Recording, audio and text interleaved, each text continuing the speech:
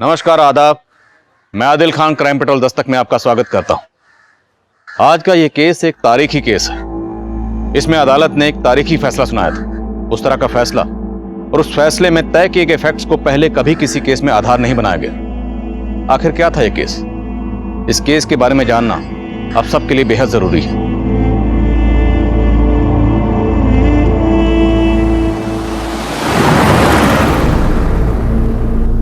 क्या हुआ बेटा?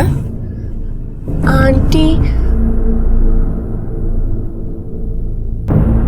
बस थोड़ी देर रुक जाओ, हम पहुंचने ही वाले हैं। नहीं रुक सकती आंटी, प्लीज। बहुत तेज आई है। क्या हुआ? सर, इसे बहुत तेज टॉयलेट आई है। आगे देखो, कोई जगह हो तो गाड़ी साइड में लगाओ।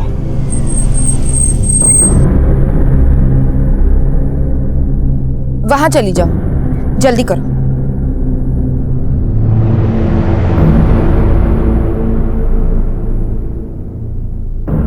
आंटी, मैं ऐसे कैसे करूं?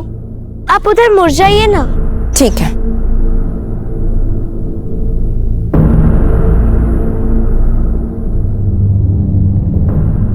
फातिमा, हुआ? फातिमा, फातिमा, फातिमा, फातिमा! सर, क्या हुआ? फातिमा फिर से भाग गई। ढूंढो उसे, यहीं कहीं होगी। फातिमा! फातिमा!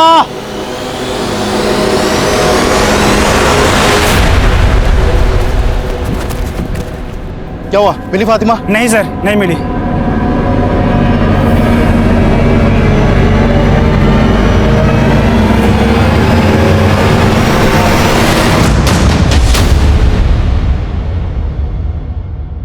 हम पुलिस वालों को अक्सर यह गुरूर होता है कि हम क्रिमिनल साइकोलॉजी को बाखूबी समझते हैं। मैंने भी अपने करियर में कई मुजरिमों के दिमाग को समझा, परखा, लेकिन एक बच्चे के जहन में क्या चल रहा होता है यह समझ पाना आसान नहीं होता। कोई बच्चा कब क्या फैसला लेता है और उस फैसले के पीछे क्या वजह छुपी होती है यह समझ पाना बहुत मुश्किल होता है। और आज का यह केस भी एक ऐसी ही बच्ची फातिमा से जुड़ा था जिसकी जहनीत को तब हम भी समझने की कोशिश कर रहे थे। लेकिन फातिमा हमें कब, कैसे और किन हालात में मिली और वो हमारी कस्टडी से क्यों भाग गई थी, इन सारे सवालों के जवाब जानने के लिए आपको फातिमा की जिंदगी के उन पन्नों को पलटना होगा जिन्हें तब हम भी पढ़ने की कोशिश कर रहे थे।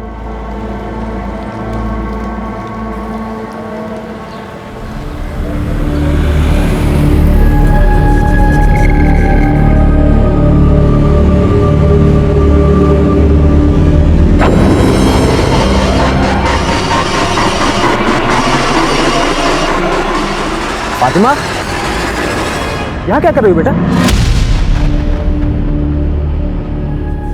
अच्छा, तुम ये बना रही थी। वापस से तुमने स्कूल से ताली मारी। तुम्हारी फूफी को मालूम पड़ेगा ना, तुम पे बहुत नाराज होंगे।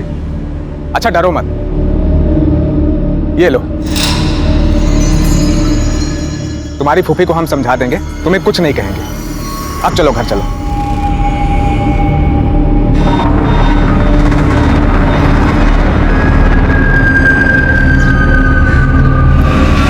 कहाँ मटा गश्ती कर रही थी ये? हाँ?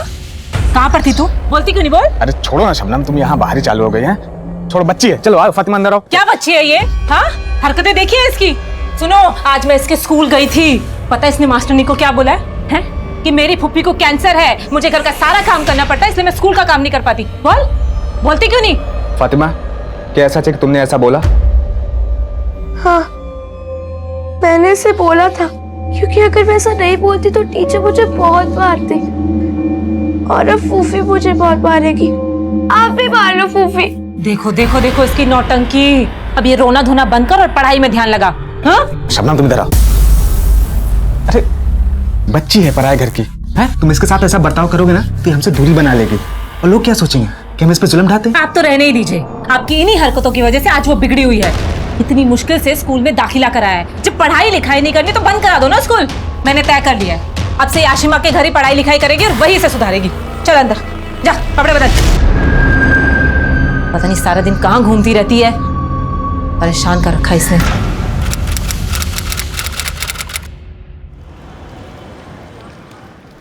अरे मेरा बच्चा क्या कर रहा है? घड़ी देखी है? 2 बजे का टाइम है और रोज तू 2:30 बजे के बाद आती है। आज तो तेरी फूफी को बता ही देती हूँ। नहीं प्लीज फूफी को मत बताइए, मैं कल से टाइम पे आऊंगी। 2 से लेके 20 तक पहाड़ा लिख के दिखा, और इस बार एक भी पहाड़ा गलत हुआ ना तो फिर देख लेना। चल बैठ, बैठ नीचे।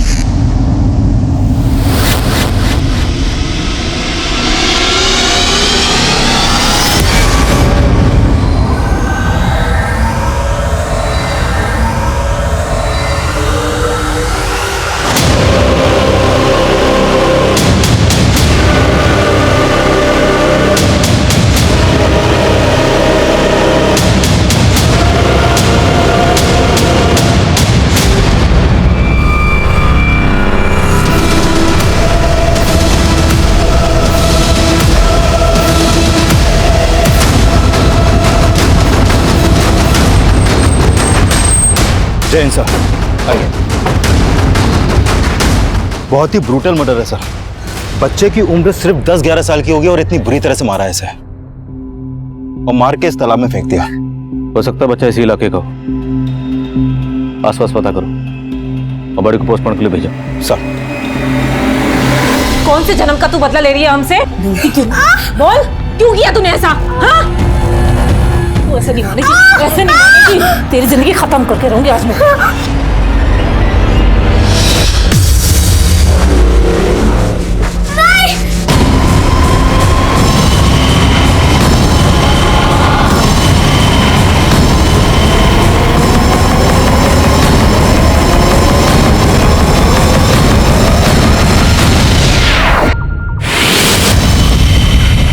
कहाँ मर गई वो?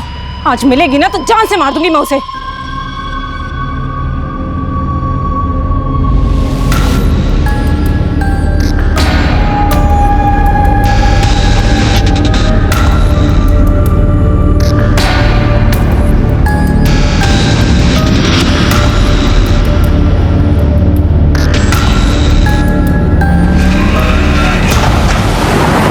फातिमा, यहाँ क्या कर रही हो बेटा?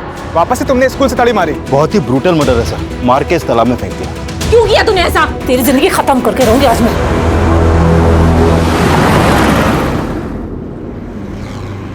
कोई बाकी तो नहीं है टिकट के लिए?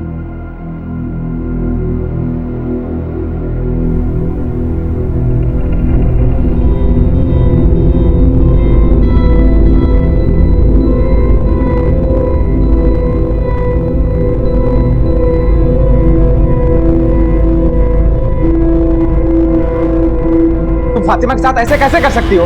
कितनी बार समझाया कि उसके साथ ऐसे पेश मत आया करो। अब अगर वो नहीं लौटी तो लोगों क्या जवाब देंगे? बस, मुझे तुमसे ज्यादा फिक्र है फातिमा की। अगर इतनी फिक्र थी तुमसे डर के भागी क्यों? वो पहले भी ऐसा कर चुकी है, लौट आई थी ना। अगर इस बार नहीं लौटी ना तो खुदा कसम मैं तुम्हें।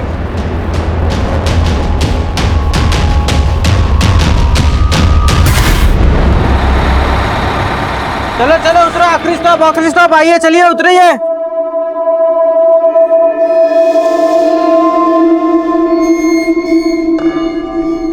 चलो ड्राइवर भाई साहब डिपो ले चलो। अरे एक मिनट।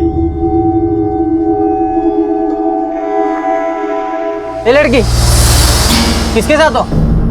कहाँ उतरना था? कहाँ जाना है? वो मेरा अप्पू। रुक, कहाँ भाग रही है? रुक। ये इतने पैसे चोरी करके भाग रही थी? पॉकेट मारा किसी का? कहाँ से है पैसे? रुक, कहाँ भाग रही? बस में से चोरी किया ना किसी का पर्स? किसका पर्स है? मुझे जाने दो, ये मेरे पैसे। ये रुको, ये क्या कर रहे हो बच्ची के साथ?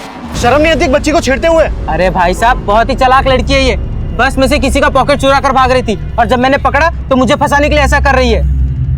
किसका पर्स है ये? कहाँ से है तुम्हारे पास इतने पैसे? एक काम करे भाई साहब, पुलिस को बुलाइए।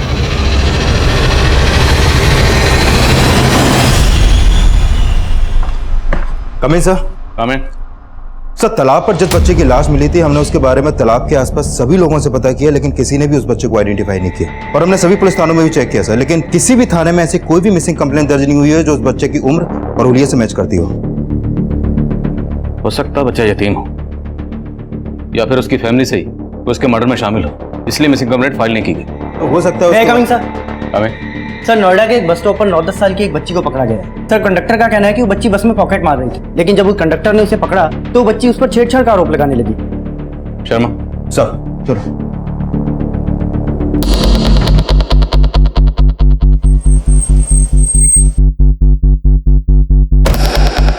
बेटा नाम क्या है तुम्हारा? देखो डरो मत, जो भी है सच सच बताओ। क्या ये अंकल ठीक बोल रहे हैं? सर मैं झूठ क्यों बोलूंगा? इस लड़की के हाथ में जो पर्स है आप उसे देखिए, कितना पैसा है उसके अंदर। लो बेटा पर्स देखो। नहीं। कविता छोड़ो छोड़ो। इतने पैसे कहां से आए तुम्हारे पास? बेटा तुम्हारा घर कहाँ है बताओ। जॉब कर रहा है। अरे साहब जाने दो ना साहब, गलती हो गई। तो क्या है? चाय पानी है साहब। सर आपको खर्चा पानी चाहिए ना, ये लीजिए रख लीजिए, पर प्लीज मुझे जाने दीजिए। ए लड़की, क्या समझा है तूने? हाँ, छोड़ इसको।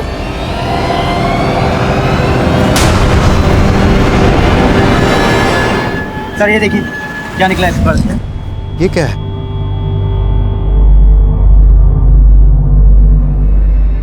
कहां से आया तुम्हारे पास ये? किसने दिया तुम्हें?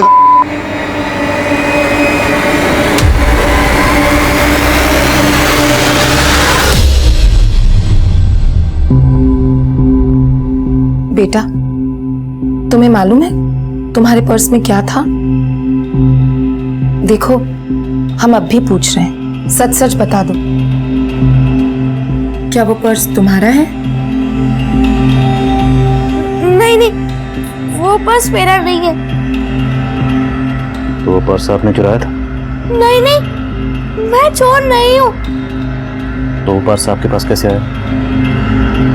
सर बहुत चालाक लड़की है, जब इसके पर्स में से पैसे निकले तो कहती मेरा है, और जब गांजा निकला तो मना करने लगी।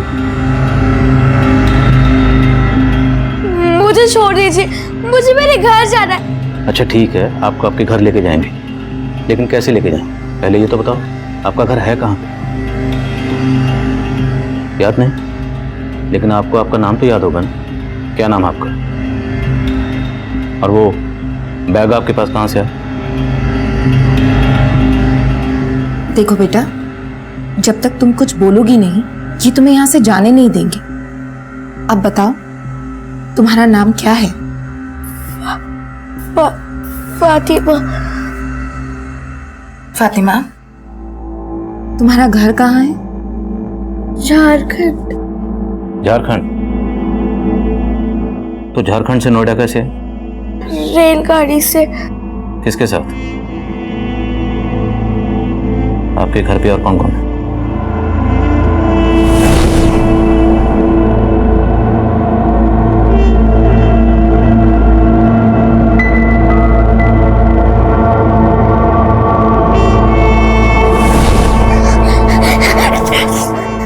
छोड़ो मुझे, मुझे घर जाना है, घर जाना है। हाँ बेटा, आपके घर ले जाएंगे। अभी आप अंदर जाओ। शर्मा पता करो, शायद कहीं से इस लड़की के बारे में कुछ पता चले। सर। और उस लड़के का क्या हुआ जिसकी लाश हमें तालाब पे मिली थी? कुछ पता चला? पूछताछ जारी है सर।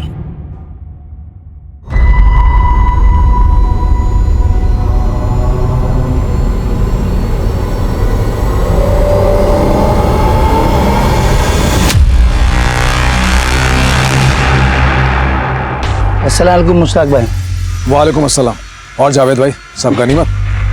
क्या बताओ भाई, कुछ भी गनीमत नहीं है। लड़की ने नाक में दम कर रखा है मेरा बैग चुरा के भाग गई। बैग में 10,000 रुपए के साथ साथ 25,000 का माल भी था, और अभी पुलिस के हाथ लग गई है। भाई मेरे को शक है कि इस लड़की के चक्कर में पुलिस हम तक ना पहुंच जाए। टेंशन मत ले जावेद, मैं निकालता हूँ इसको बाहर। ये देख, इस लड़की के पास ड्रग्स मिला है। अपने एरिया में जितने भी लोग ड्रग्स का धंधा करते हैं ना, सबकी इन्फॉर्मेशन निकाल और पता कर इस लड़की के पास ये ड्रग्स आया कहाँ से।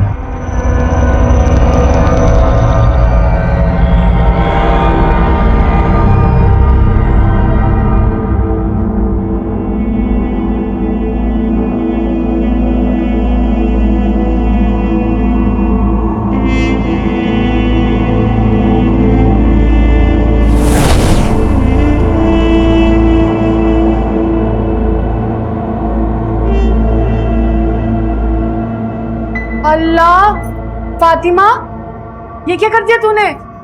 पूरी दीवार खराब कर दी। अम्मी, दीवार खराब का किया? देखो कितनी खूबसूरत पेंटिंग बनाई है।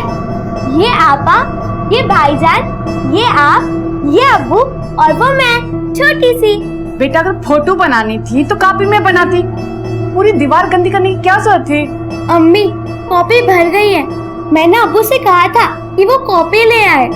हाँ तो तेरे लिए लाए हैं ना नई कॉपी, ये देख। ये मेरी नई कॉपी। मेरा प्यारा बच्चा। ना आपा, भाईजान, देखिए अब्बू मेरे लिए नई कॉपी लाए हैं।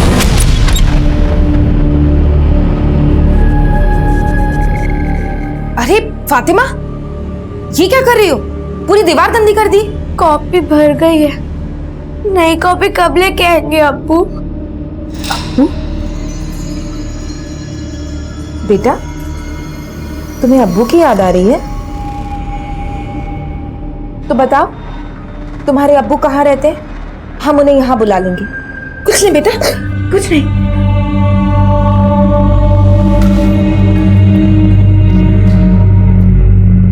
सर, जिस बच्चे की लाश तालाब में मिली थी उसकी पोस्टमार्टम रिपोर्ट आ गई है।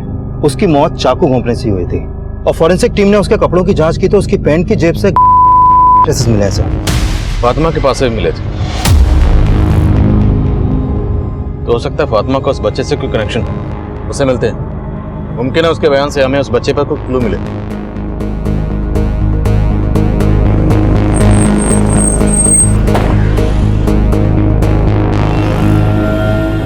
सर, उस लड़की ने ज्यादा कुछ नहीं बताया, लेकिन मुझे लगता है कि उसकी इस बात में सच्चाई है कि वो झारखंड की रहने वाली है। ऐसा लगता है उसके अब्बू मर चुके हैं। उनका जिक्र होते ही वो उदास हो गई थी और तब से उसने कुछ खाया भी नहीं। मुझे नहीं खाना, मुझे जाने दो। क्या हो रहा है ये? मुझे जाना है यहाँ से। घर जाना ना आपको? बैठो। हम तो आपसे यही पूछ रहे हैं कि आपको कहाँ जाना है। जब तक आप बताओगे नहीं, हम आपको आपके घर कैसे लेके जाएंगे? बोलो। ठीक है, लेकिन हमने आपके घर का पता लगा लिया कि आप कहाँ रहती हैं।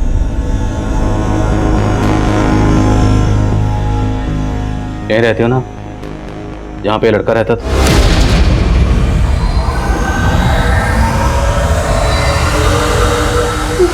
नहीं, मुझे जाना है। एक मिनट, बोलो कहाँ जाना? जगह का नाम बोलो। दुर्गापुर। गली नंबर, मकान नंबर याद है? नहीं, वो तो नहीं मालूम, पर मेरे घर की दीवार सफेद रंग की है।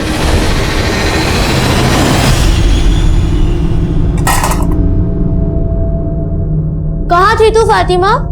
भूख नहीं लगती क्या तुझे? तेरी वजह से अम्मी ने भी खाना नहीं खाया। दवा लेनी उनको। अम्मी आप खाना। अम्मी, आपको तो बुखार है। बुखार में सिर क्यों गर्म होता है? बातें बनाना छोड़ और चल खाना खा।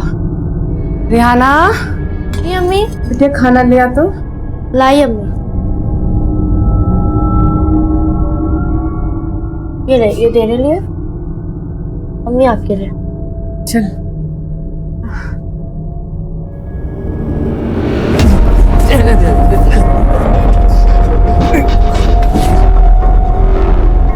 अब्बू, अपने आप को संभाल नहीं सकते तो इतना क्यों पीते हो?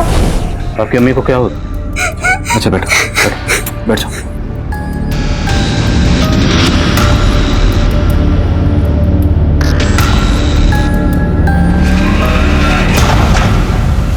ये लड़की कुछ भी साफ साफ नहीं बोल रही है। कुछ है जो ये शायद जानबूझ के छुपा रही है। लेकिन सर, दुर्गापुर झारखंड का एक कस्बा है। हो सकता है झारखंड की रहने वाली हो, लेकिन ये नोएडा कैसे पहुंची और इसके पास वो ड्रग क्यों मिली? और इसका उस बच्चे के साथ क्या कनेक्शन है जिसकी बॉडी हमें उस तालाब में मिली? उस बच्चे का कत्ल किसने किया, क्यों किया, किस मकसद से किया? खबरें से कटे? नहीं सर, फिलहाल तो नहीं। अगर ये मान लें कि ये दोनों बच्चे किसी ड्रग पेडलिंग गैंग के लिए काम करते हैं तो जाहिर है उन लोगों ने इन्हें ट्रेनिंग दी होगी, इसलिए बच्ची किसी भी सवाल का सीधा जवाब नहीं दे रही, बल्कि गोल गोल बातें करके घुमा रही। वो नहीं बोल रही जो हम इससे पूछना चाह रहे हैं। और इसने जो तुम्हें घूस देने की कोशिश की, ये रंग भी उसने वहीं से सीखे हों। ये लड़की हमें मिली गाजियाबाद से नोएडा आने वाली बस में। तो ड्रग पैडलिंग ग्रो भी उसी रूट पर एक्टिव होगा। एक काम करो, इसको वापस उसी रूट पर लेकर जाओ और इसके एक्सप्रेशन को बारीकी से मॉनिटर करना। ये अपनी जगह को देखकर जरूर रिएक्ट करेगी। और ये भी पॉसिबल है कि वहां कोई ऐसा शख्स मिल जाए जो इस लड़की को पहचानता हो।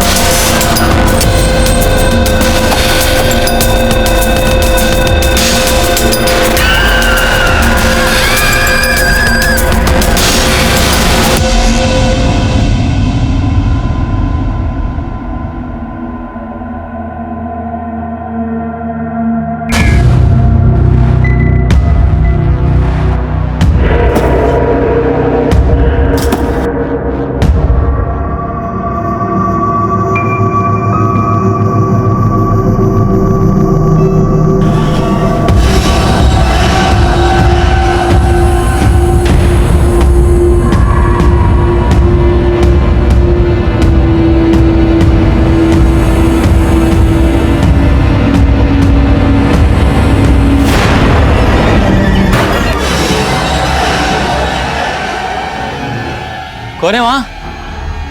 कौन है? कौन है? चोर! चोर चोर चोर!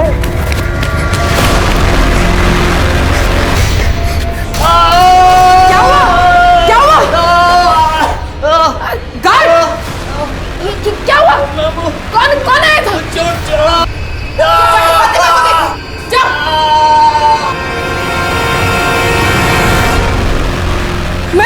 मैम फातिमा अपने रूम में नहीं है, गायब है। नहीं है मतलब?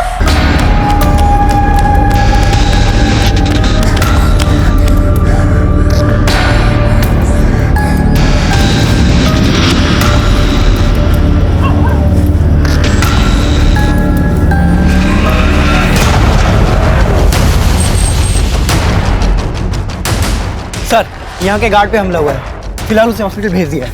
फातिमा कुछ पता चला? नहीं सर। इधर सर, जब हम लोग आए तो गार्ड यहीं पड़ा हुआ मिला था। पता नहीं, एक लड़की गायब होगी और आप लोगों को पता नहीं क्या कर रहे थे। ये सिक्योरिटी यहाँ की? सर आज तक ऐसा कभी नहीं हुआ है। और मैडम आज तो हो गया ना, सीसीटीवी है? हाँ सर। फुटेज निकाली, फातिमा की फोटो सभी पुलिस स्टेशन में भेजो और पैटर्निंग टीम को भी इन्फॉर्म करो। सर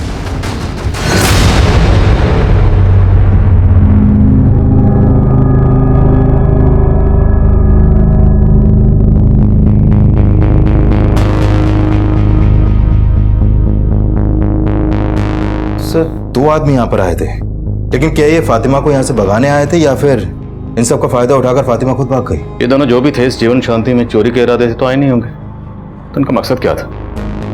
वो फुटेज से साफ लग रहा है कि फातिमा इनके साथ नहीं गई, बल्कि अपनी मर्जी से भागी।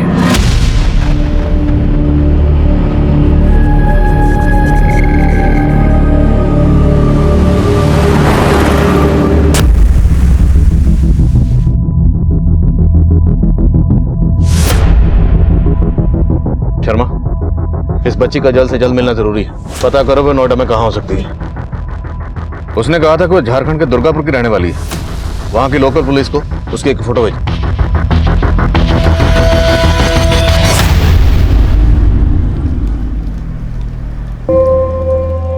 नमस्ते अंकल। हाँ नमस्ते, बोलो। एक बर्फ मिलेगा? 14 रुपए। ए रुक रुक रुक, चोरनी पैसे दे। ए रुक रुक रुक।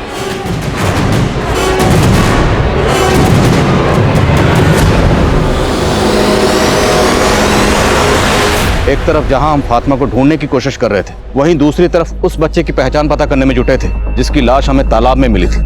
और काफी कोशिश के बावजूद भी हम उसकी पहचान पता नहीं कर पाए थे। और उस बच्चे का फातिमा के साथ कोई ना कोई कनेक्शन जरूर था।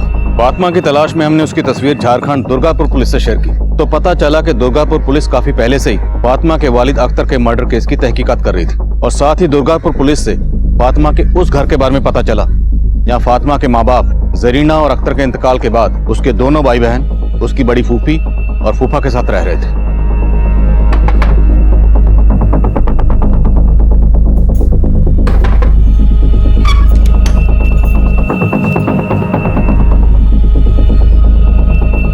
साहब मैं फातिमा की फूफी हूँ, लेकिन फातिमा तो यहाँ नहीं रहती। कहाँ रहती? वो फरीदाबाद में रहती है। मेरी छोटी बहन और उसकी छोटी फूफी शबनम के यहाँ पर।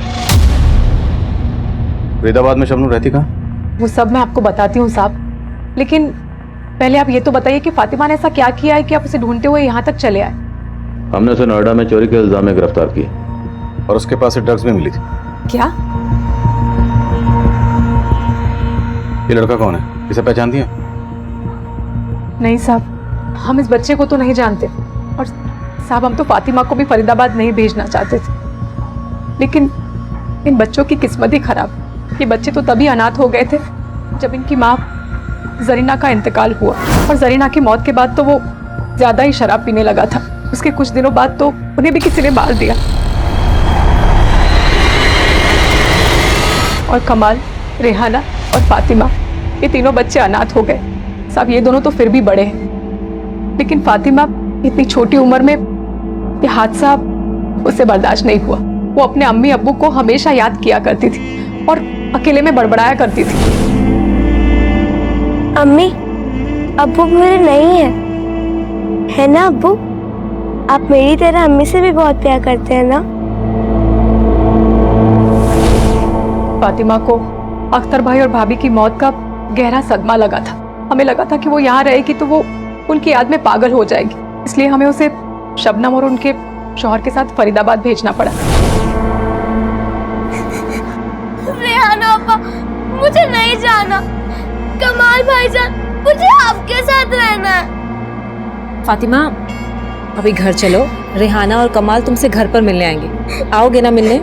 हाँ फातिमा, तू जा, हम आएंगे बड़ी फूफी के साथ, पक्का।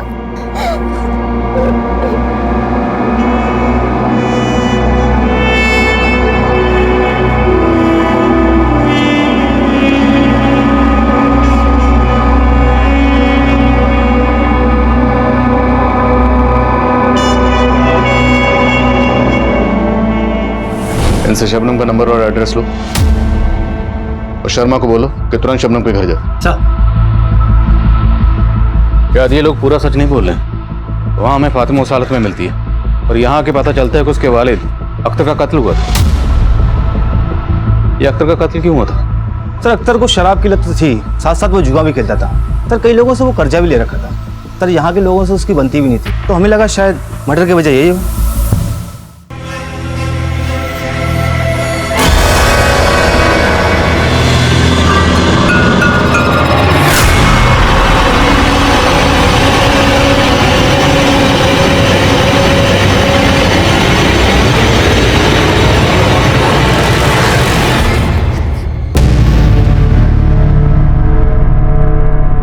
तुम लोगों ने कुछ भी छुपाया ना तो तुम दोनों ही जेल में हो गए।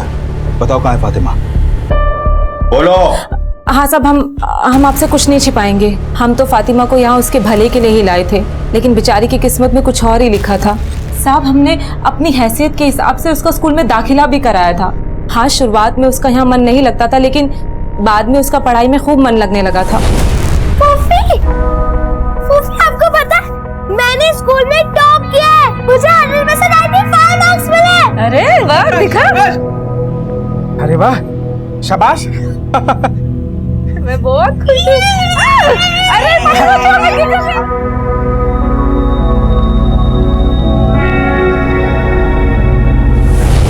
लेकिन ये खुशी सिर्फ चंद दिनों की ही थी। फिर पता नहीं क्या हुआ, उसका धीरे धीरे पढ़ाई से भी मन हटने लगा। हम उसे स्कूल भेजते थे तो स्कूल से भी भाग जाती थी। आए दिन उसकी मास्टरनी उसकी शिकायत करती थी। मैं जब उसे समझाती थी तो वो घर से भी भाग जाती थी और रास्तों में भटकती रहती थी।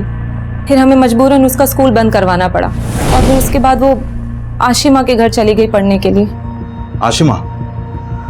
कौन आशिमा? आशिमा मेरी सहेली है, वो यहीं पास में ही रहती है। आशिमा उसे पढ़ाती थी और फातिमा बदले में आशिमा के बच्चे का ख्याल रखती थी। लेकिन कुछ दिनों के बाद फातिमा का मन वहां से भी उब गया था, वो वहां से भी भाग गई। सर, हमारी जिंदगी तो उसको इधर उधर ढूंढने में ही बीत गई है।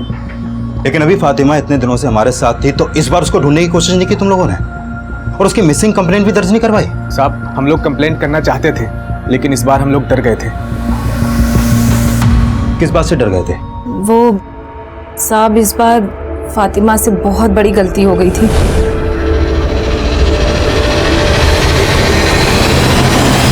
साहब, फिर आशिमा ने बताया कि फातिमा उसके बच्चे को खूनम खून करके भाग गई है। हमने फातिमा को खूब ढूंढा लेकिन हमें कहीं नहीं मिली वो।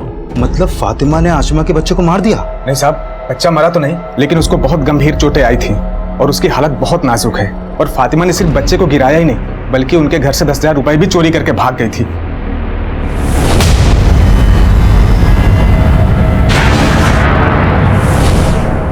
ये आशिमा का घर कहाँ है, बताओ मुझे। चलो। साहब, वो लोग यहाँ पे नहीं है, बच्चे का इलाज करवाने मुंबई गए हैं।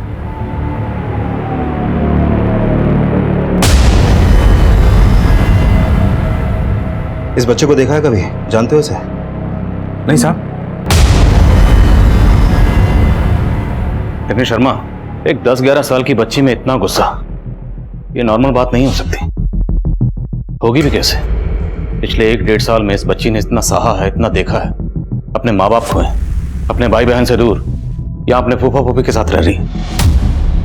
लेकिन सर, उसके छोटे फूफा फूफी का कहना है कि फातिमा का बर्ताव 6 महीने पहले तक काफी अच्छा था, पढ़ाई में भी बहुत अच्छी थी वो। लेकिन फिर सडनली उसके बर्ताव में ऐसा चेंज आया कि उसने एक छोटे से बच्चे की जान लेने की कोशिश की। शर्मा, बच्चों में कोई भी बदलाव ऐसे ही अचानक ही एकदम नहीं आता, उसके पीछे कोई ना कोई वजह जरूर होती।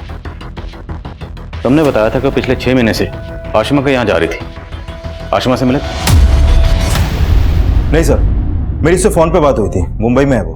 और हाँ सर, जब हम फातिमा को अलग अलग एरियाज में घुमा रहे थे तो उसने आशिमा के घर को देखकर रिएक्ट भी किया था। सर, हो सकता है फातिमा ने उस घर को इसलिए नहीं पहचाना क्योंकि आशिमा के बच्चे को उसने वहीं पर घायल किया था। और इस बच्चे को घायल करने के बाद ही वो भागी थी और हमें ड्रग्स के साथ मिली थी। और ये कैसे माँ बाप जिनके छोटे से बच्चे पर फातिमा ने जानलेवा हमला किया और उन्होंने कोई पुलिस कंप्लेंट फाइल नहीं की? जावेद और आशिमा, दोनों के बारे में पता करो। सर।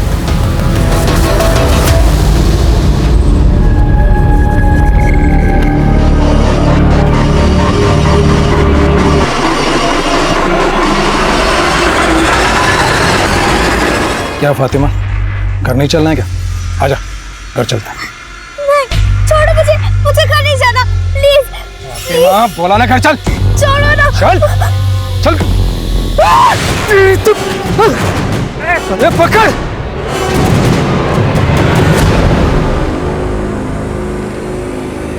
अंकल, 2 गुंडे मुझे परेशान कर रहे थे, मुझे बचा लो प्लीज। कहाँ है गुंडे? दिखाओ, कहाँ है गुंडे? अंकल, मैं सच कह रही हूँ, वो भी यहीं पे थे। बस फातिमा, बहुत कहानी बना ली, बहुत घुमा लिया हमें। चलो अब।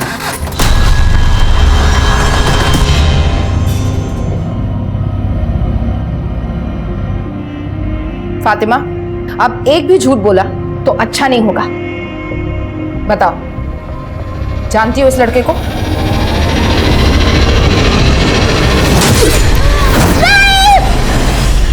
नहीं।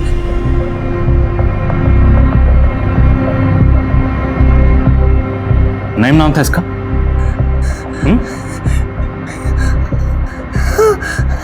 और वो 2 लोग कौन थे जो उस रात यहां पर आए थे और तुम भाग गए?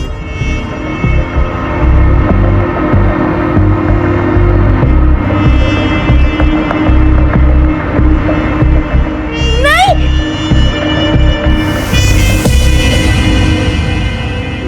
सर मुझे लगता है बच्ची एक साथ कई ट्रॉमा से गुजर रही है। उसने जो कुछ भी देखा है उसकी वजह से ही उसके व्यवहार में परिवर्तन आया है। एंड आई फील बच्चों में ऐसे मेंटल ट्रॉमा की वजह फिजिकल एब्यूज भी हो सकता है। इसका कंप्लीट मेडिकल चेकअप करना पड़ेगा सर। ओके, आप चेकअप कीजिए एंड प्लीज अपडेट। आइए सर। बोलो राणा। जावेद और आसमा की कुंडली निकालिए। आसमा तो क्लीन है, लेकिन ये जावेद जो है किसी मुश्ताक नाम के आदमी के साथ मिलकर ड्रग्स का धंधा करता है। जावेद और मुश्ताक अंडरग्राउंड होने की फिराक में थे, लेकिन हमारी टीम ने जल्दी उनके ठिकाने का पता लगा दिया।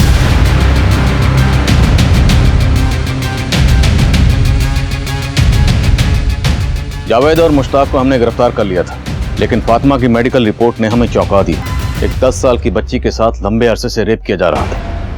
फातिमा के साथ हुई इस हैवानियत के लिए तब हमें सिर्फ जावेद और मुश्ताक ही गुनहगार लग रहे थे।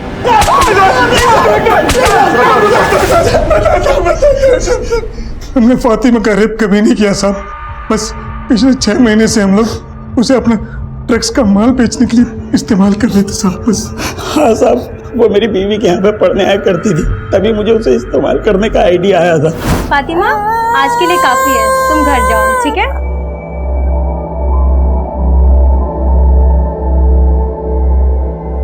फातिमा, फातिमा, एक काम करेगी? खूब सारे पैसे मिलेंगे। पैसे? हाँ, बहुत सारे।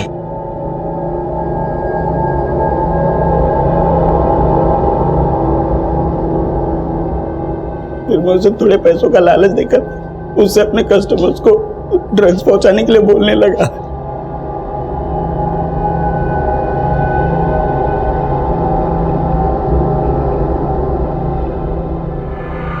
साहब, बच्चों पर कोई शक नहीं करता है और वो पकड़े भी नहीं जाते, और अगर पकड़े भी गए तो उन्हें छुड़ाना बहुत आसान होता था साहब। चौक खड़े रहा। अरे साहब जाने दो ना साहब, गलती हो गई।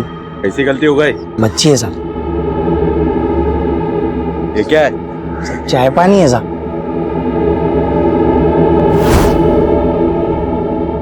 ये बच्चा भी तुम दोनों के लिए काम करता था? हाँ साहब। तो फिर इसे मारा क्यों? तो क्या करते साहब, हमने उसको धंधा सिखाया और वो हमसे ही चालाकी करने लगा। कस्टमर से पैसा मिलता तो गायब कर देता, तो फिर वो हमने उसे गज्जू भाई से भी मिलते हुए देखा था। कौन गज्जू? गज्जू का भी हमारी तरह यही धंधा है। वो नहीं साहब, हमारा माल गायब करके उसके कस्टमर्स को बेचने लगा। खोपड़ी घूम गई साहब, मार डाला उसे।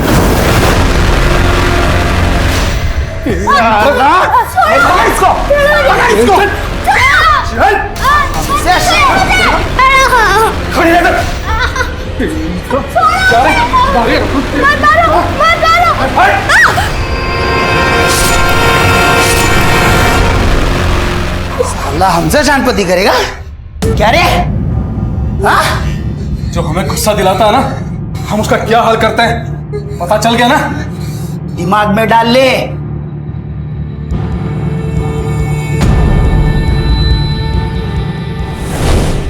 साहब, हमको लगा नहीं कि मौत के बाद फातिमा काबू में आ जाएगी, लेकिन अगले दिन जब वो मेरे घर पे फिर से पढ़ने के लिए गई तो साहब उसने मेरे ही बच्चे को जान से मारने की कोशिश की। साहब, हम लोग सिर्फ फातिमा को पकड़ के खत्म करना चाहते थे, इसलिए उस दिन जब हम लोग जीवन शांति संस्था गए थे तो साहब वहां पे देखकर फिर से भाग गए।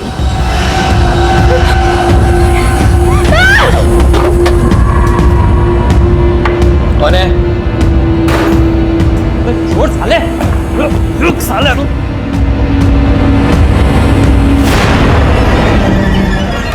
हम सच कह रहे हैं साहब, हम सिर्फ फातिमा को पकड़ के खत्म करना चाहते थे, हमने उसका रेप कभी नहीं किया साहब। साहब माफ कर दो साहब, साहब हमको माफ। फातिमा, कुछ तो बोलो बेटा। कौन था वो जिसने तुम्हारे साथ ये सब किया? डरो मत बेटा, हमें खुल के बताओ। देखो, अगर तुम हमें नहीं बताओगी तो वो कभी पकड़ा नहीं जाएगा, और फिर तुम्हारी तरह वो किसी और के साथ भी ये सब कर सकता है। तुम नहीं चाहती ना कि किसी और के साथ ये सब हो? तो बताओ बेटा, बोलो कौन था वो? डरो नहीं, तुम्हें कोई कुछ नहीं कहेगा। हम हैं, खोलो। डरो नहीं, तुम्हें कोई कुछ नहीं कहेगा। फूफा। तुम्हारे फूफा?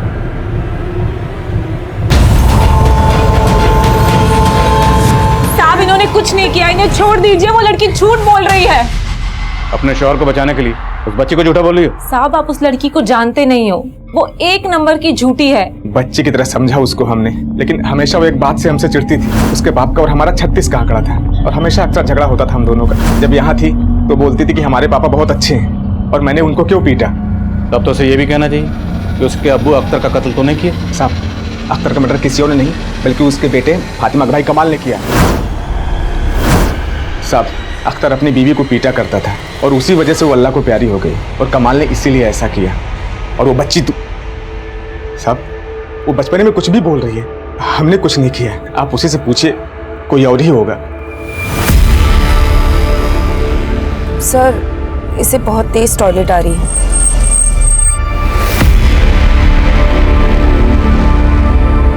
सर क्या हुआ? फातिमा फिर से भाग गई।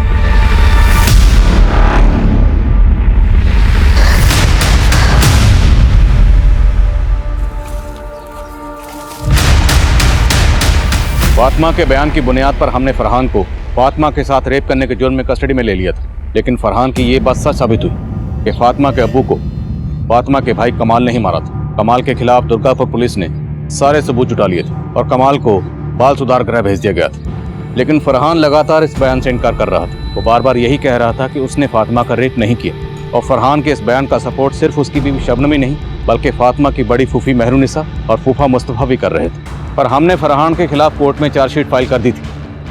2 महीने से कोर्ट में इस केस की सुनवाई चल रही थी, लेकिन इस पूरी सुनवाई के दौरान फातिमा के बड़े फूफा और फूफी कभी कोर्ट में हाजिर नहीं हुए।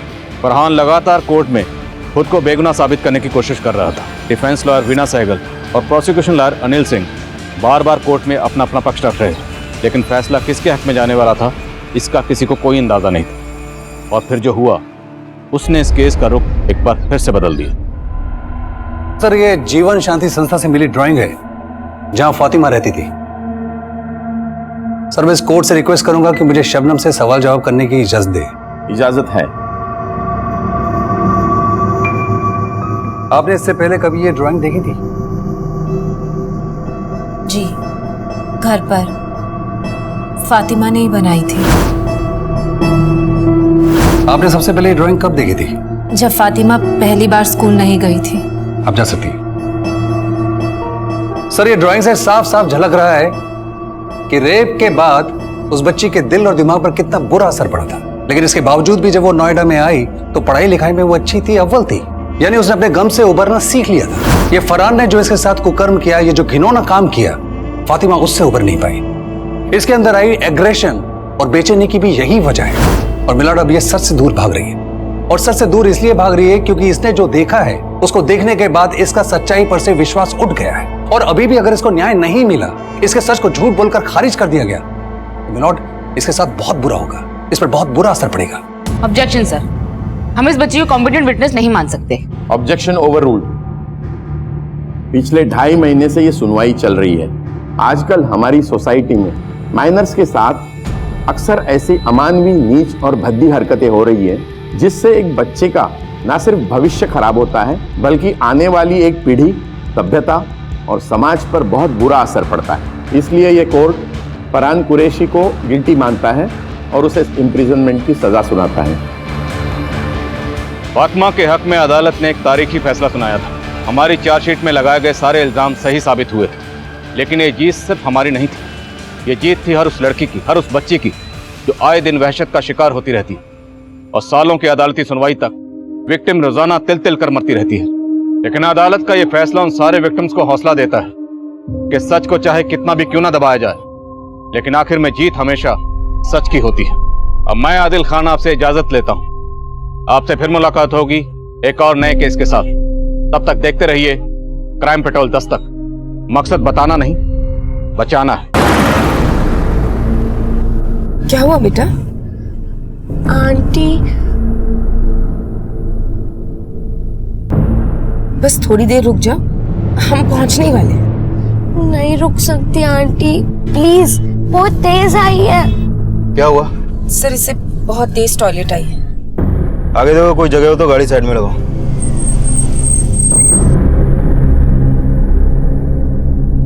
वहां चली जाओ, जल्दी करो।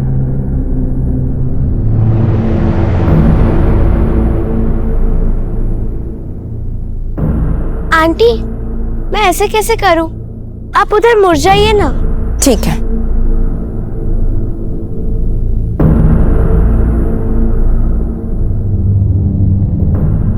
फातिमा हुआ? फातिमा? फातिमा? फातिमा? फातिमा? वापस से तुमने स्कूल से ताली मारी। तुम्हारी फूफी को मालूम पड़ेगा ना तो फिर बहुत नाराज होंगे। अच्छा डरो मत, ये लो, तुम्हारी फूफी को हम समझा देंगे, तुम्हें कुछ नहीं कहेंगे। अब चलो घर चलो।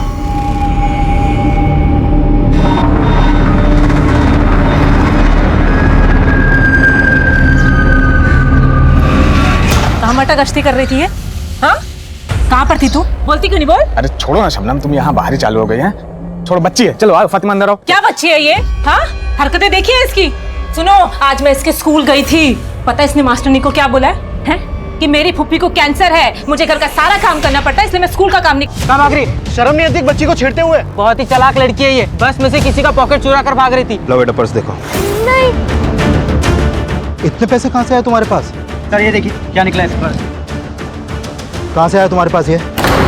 फातिमा, यहाँ क्या कर रही हो बेटा? वापस से तुमने स्कूल से ताली मारी। बहुत ही ब्रूटल मर्डर है सर, मार के इस तालाब में फेंक दिया। क्यों किया तूने ऐसा? तेरी जिंदगी खत्म करके रहूंगी आज मैं।